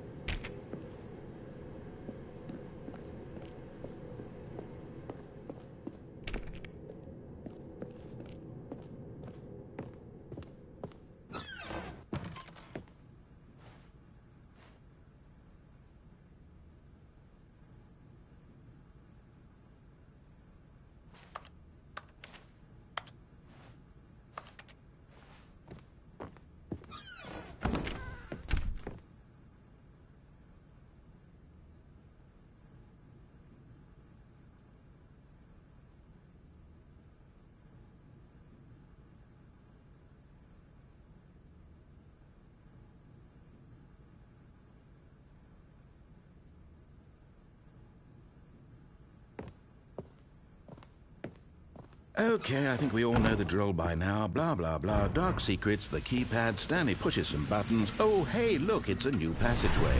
Quelle surprise.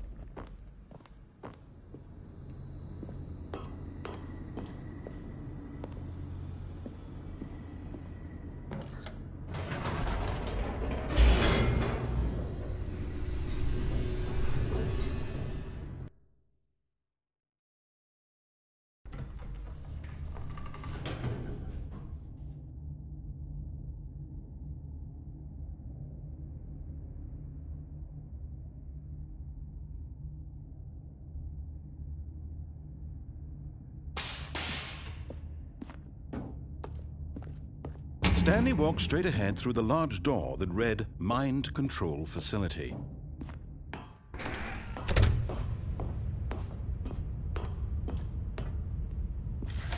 The lights rose on an enormous room packed with television screens. What horrible secret did this place hold? Stanley thought to himself. Did he have the strength to find out?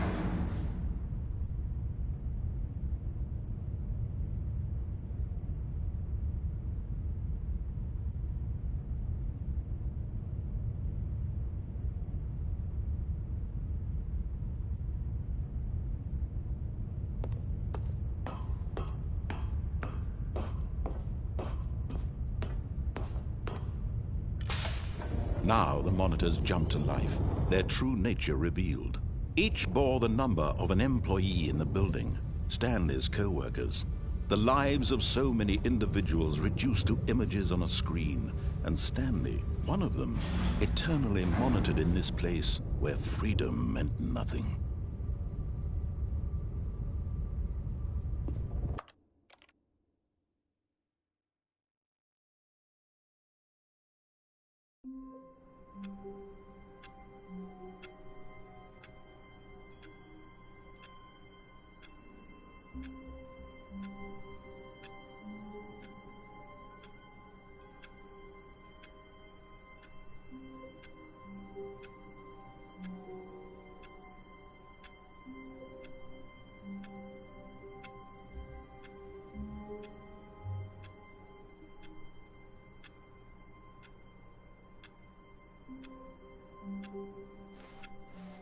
All of his co-workers were gone.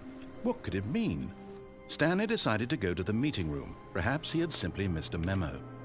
No matter how hard Stanley looked, he couldn't find a trace of his co-workers.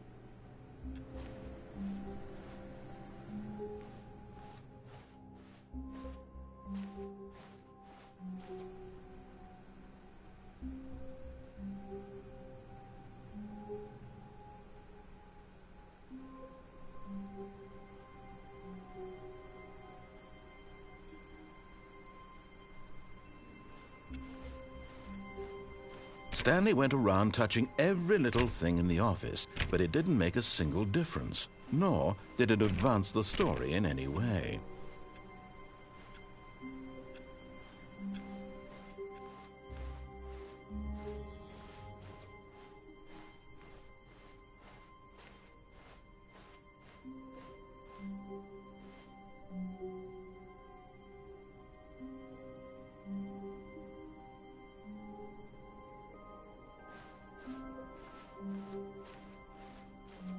When Stanley came to a set of 2 open doors, he entered the door on his left.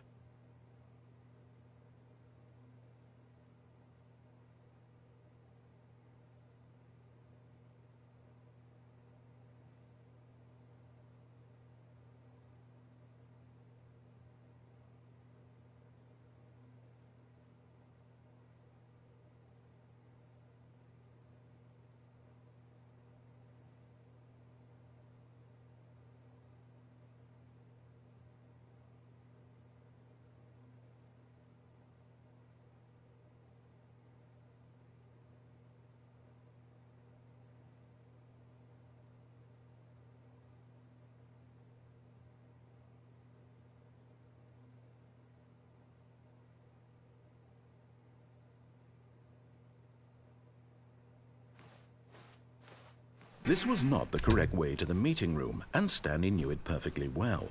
Perhaps he wanted to stop by the employee lounge first, just to admire it. It was okay.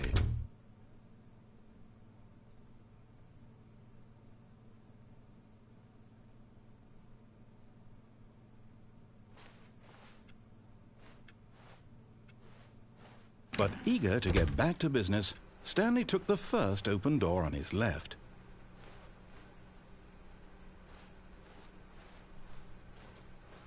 Stanley was so bad at following directions, it's incredible he wasn't fired years ago.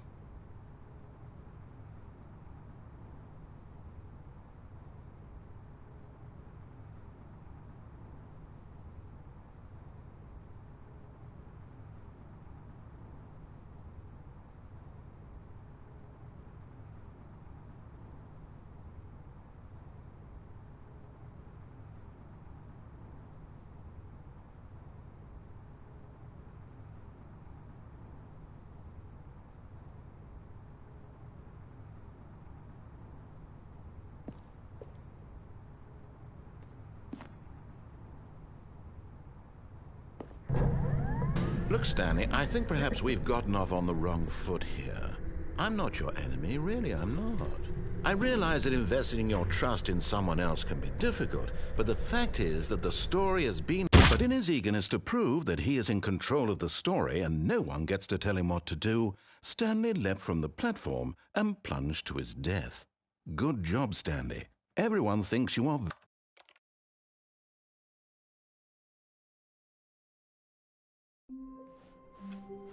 I can't wait to tell this story to my co-workers, Stanley thought. How amusing they'll find it. Oh, won't we all just laugh and laugh at the time I thought everyone had gone missing. When Stanley came to a set of 2 open doors, this was not the correct way to the meeting room, and Stanley knew it perfectly well. Perhaps he wanted to stop by the employee lounge first, just to admire it. It was okay. But eager to get back to business, Stanley took the first open door on his left. Stanley was so bad at following directions, it's incredible he wasn't fired years ago. Look, Stanley, I think perhaps we've gotten off on the wrong foot here. I'm not your enemy, really, I'm not. I realize that investing your trust in someone else can be difficult, but the fact is that the story has been about nothing but you all this time. There's someone you've been neglecting, Stanley. Someone you've forgotten about. Please, stop trying to make every decision by yourself. Now, I'm not asking for me. I'm asking, this is it, Stanley. Your chance to redeem yourself, to put your work aside, to let her back into your life. She's been waiting. That's her, Stanley. You need to be the one to do this, to reach out to her. If you can truly place your faith in another, then pick up the phone.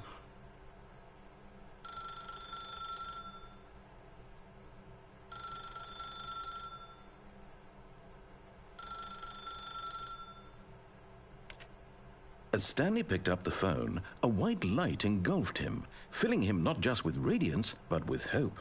Hope for a life reunited one... Wait. Oh, goodness. Stanley, did you just unplug the phone? No, that wasn't supposed to be a choice. How did you do that? You actually chose incorrectly? I didn't even know that was possible. Let me double-check. No, it's definitely here, clear as day. Stanley picks up the phone. He's taken to his apartment where he finds his wife, and the two pledge themselves to one another. Music comes in, fade to white, roll credits. Not picking up the phone is actually somehow an incorrect course of action. How is that even possible? None of these decisions were supposed to mean anything. I don't understand. How on earth are you making meaningful choices? What did you... Wait a second. Did I just see... No, that's not possible. I can't believe it. How had I not noticed it sooner? You're not Stanley. You're a real person. I can't believe I was so mistaken. This is why you've been able to make correct and incorrect choices. And to think I've been letting you run around in this game for so long. If you'd made any more wrong choices, you might have negated it entirely. It's as though you completely ignored even the most basic safety protocol for real-world decision-making. Or did you not grasp the severity of the situation? Well, I won't have that kind of risk on my watch. I'm going to stop the game for a moment so we can educate you properly on safe decision-making in the real world. Please observe this helpful instructional video. Choice. It's the best part of being a real person, but if used incorrectly can also be the most dangerous. For example, in this scenario, a hypothetical real person named Rupert has a choice. He could invent a machine that eliminates food shortages across the world to make life better for all people. Or he could spend years of hard work forgetting how to read. Which choice would you make? Remember that unlike here, the real world makes sense, and at no time should you make a choice that does not conform to rational logic. If you find yourself speaking with a person who does not make sense, in all likelihood, that person is not real. Allow the person to finish their thought, then provide an excuse why you cannot continue talking. Turn to a partner and practice saying, "My goodness, is it 4:30? I'm supposed to be having a back, sack, and crack." Excellent. Making choices on a regular basis is the best part to a healthy decision-making process. Most medical professionals recommend making at least 8 choices per day. Do you make more than 8? Less? And finally, if you begin to wonder if your choices are actually meaningful and whether you'll ever make a significant contribution to the world, just remember that in the vast infiniteness of space, your thoughts and problems are materially insignificant, and the feeling should subside. At this time, your instructor will guide you in an exercise to test and reinforce the material covered in this video. Welcome back. You may have noticed that this room has begun to deteriorate as a result of narrative contradiction. But not to worry. Now that you're properly informed on good decision-making, we're going to revisit a choice you made just a few minutes ago and see what the correct thing to do would have been. This way, please.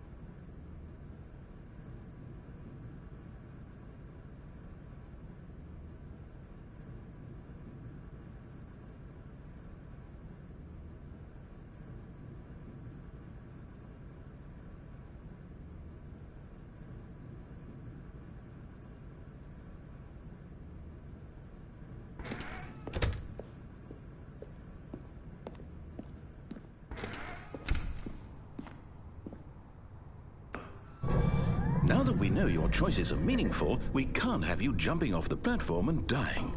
Imagine the main character dying senselessly halfway through the story. That story would make no sense at all.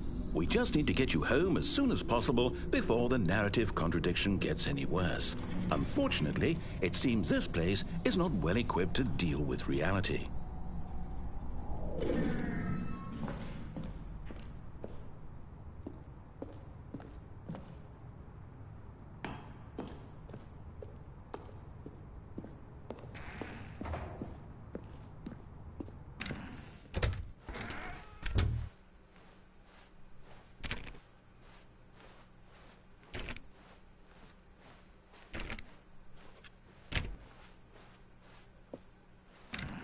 Almost there. You'll take the door on the left, back to the correct ending, the story will have resolution once again, and you'll be home free in the real world.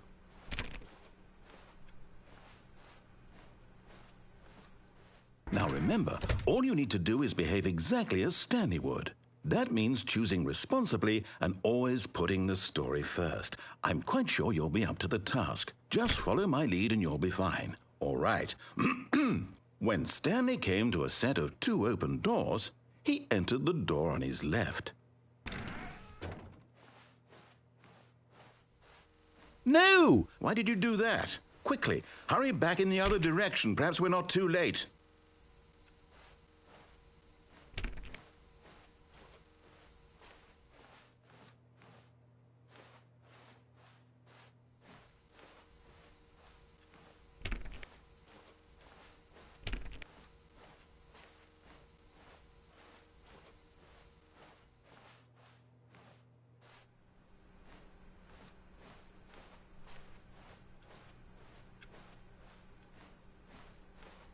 Oh, it's ruined. I can't believe, after everything we talked about, that my story, you've destroyed my work. Why? For what? What did you get out of that? What did you think was so special about seeing the game undone, left here like so much garbage? It's worthless now. And what am I supposed to do? Even if there were a way to continue, would it be worth it? To know that my story is now incorrect? How can I go back to that? I can't erase that knowledge. I'll have to live with it forever, reliving its impossibility forever. I couldn't live that way. Is it better to shut the game down entirely? To willingly destroy all of my work? I don't know. What's the answer? What do I do? What do I do? What do I... No, I have to. I have to shut the game down. I have to. I have to.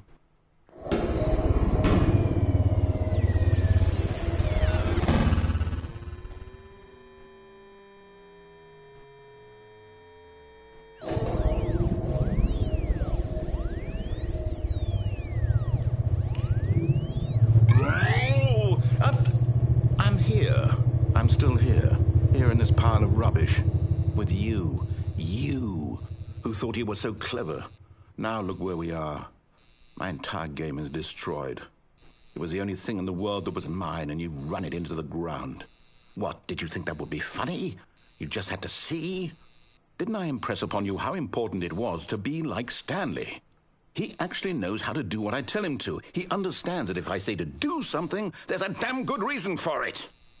That thought hadn't even occurred to you, had it? That there's a world outside of you? You're a child. Oh, my story. If you'd just gone through the door on the left, you would have seen it. There was a whole underground facility. You would have destroyed it and been victorious. It would have been so perfect. I worked so hard on it. I tried so hard to make...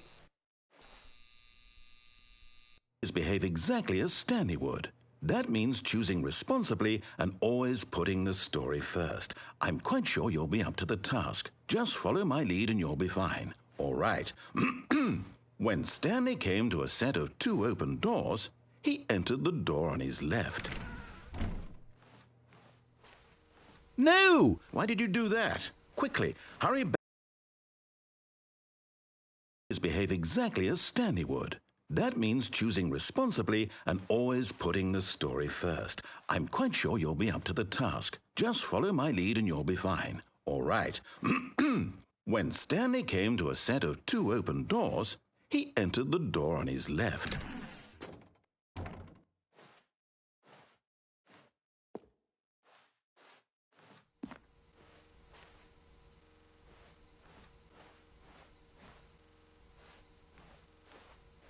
No! Why did you do that? Quickly, hurry back. Behave exactly as Stanley would. That means choosing responsibly and always putting the story first. I'm quite sure you'll be up to the task. Just follow my lead and you'll be fine. All right. When Stanley came to a set of 2 open doors, he entered the door on his left.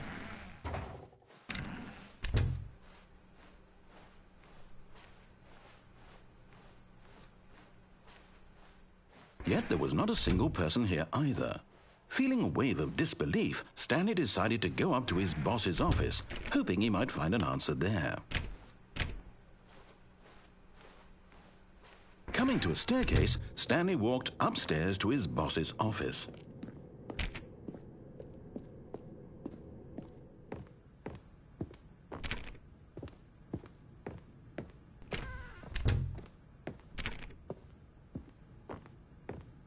Stepping inside his manager's office, Stanley was once again stunned to discover not an indication of any human life. Shocked, unraveled, Stanley wondered in disbelief who orchestrated this, until he saw the door with a voice receiver next to it. Surely behind this door lay all the answers to his questions. And beyond all probability, he knew the passcode. He had seen it on his boss's computer just last week. Nightshark 115. Was this the code to open the door? Would it still work? There was only one way to find out. Stanley had been trained never to speak up, but now he would draw from within himself the courage to face the unknown. He drew a sharp breath and then spoke the code.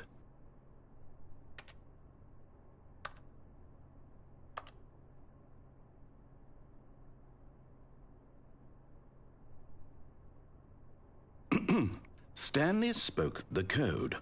Nightshark 115. He spoke it into the receiver, right there on the wall.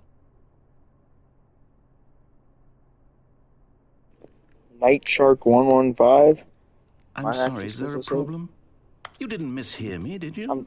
Please speak the code into the receiver. Otherwise we can't get on with the story. This is a crucial step.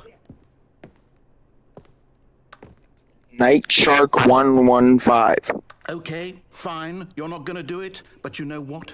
It's pretty humiliating to bring you this far, only for you to suddenly decide you have better things to do. I just asked you for this one single thing, for your respect. The kind of respect Stanley shows for his choices. Yeah, bro. He knows what it means to take a story seriously. If you didn't want to see what I had to show you, then why did you come here? You had a choice, you know. You could have gone through the door on the right. You could have done whatever the hell you wanted over there. Why did you come this way? Speak. Say something to me. Explain yourself, you coward. You... Dang. When Stanley came to a set of 2 open doors, he entered the door on his left. Stanley? Hello? Are you... Is everything okay? Stanley, please. I need you to make a choice. I need you to walk through the door. Are you listening to me? Can you hear me? Is everything all right?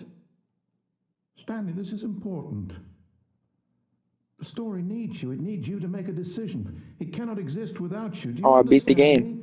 Whatever choice you make is just fine. They're both correct. You cannot be wrong here. We can work together. I'll accept whatever you do. I simply need you to take that step forward, please. Choose. Do something. Anything. This is more important than you can ever know. I need this. The story needs it. So, you hear me? Are you there? Are you listening to this? Stanley, are you there? Okay. It's okay, I can wait. You need time to decide. Time to make sure your choice is correct. That is the best choice. That's all right. I'll wait for you to decide what's the right thing to do. Take as much time as you need.